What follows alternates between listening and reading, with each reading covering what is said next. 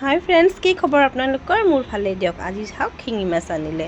গা বেয়া যে, মই বোলো শিঙি মাছৰ জোল বনাওঁ। শিঙি মাছ 9টা আনিলে, 350 ল'লে। মই বোলো একেলগে 9টা নবনাওঁ, ইয়াতে 4টা মই জীয়াই থ'লোঁ ডাঙৰ বটল এটাত, আৰু 5টা বনাবলৈ ল'লোঁ।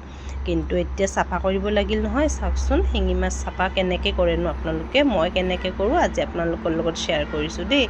চাওকচোন এইবোৰ কি ওলাইছে দেখিছে। মই নিমখত তিয়াই থৈ দিছিলোঁ আধা ঘণ্টামান 5টা শিঙি মাছ। তাৰপিছত আধা ঘণ্টা পিছত দেখিছে কেনেকুৱা হালধীয়া, কি যে এইবোৰ ইমান বিজলীয়া বস্তু থাকে। আপোনালোকে কেনেকৈ গুচাই বাৰু জনাবচোন। কিছুমানে অমিতা পাতেৰে খাৰ, চৌদা খাৰ তেনেকৈ দিও গুচাই বাৰু।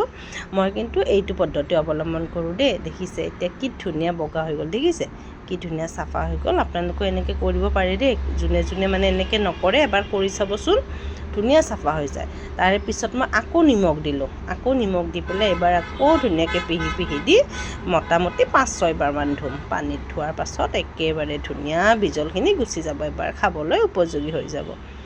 এনেকৈ চাওকচোন মই ধুনীয়াকৈ পানী ধুই এতিয়া যেতিয়ালৈকে এনেকুৱা মানে একদম ধুনীয়া নৰ্মেল পানী নোলায়, এয়া পানীটো ধুনীয়া ওলাইছে, বিজলটো গৈছে। এতিয়া এয়া খাব উপযোগী হৈ গ'ল। এতিয়া মই শিঙি মাছখিনি ৰান্ধিম। আজিৰ ভিডিঅ'টো এইখিনি আছিল। Bye bye.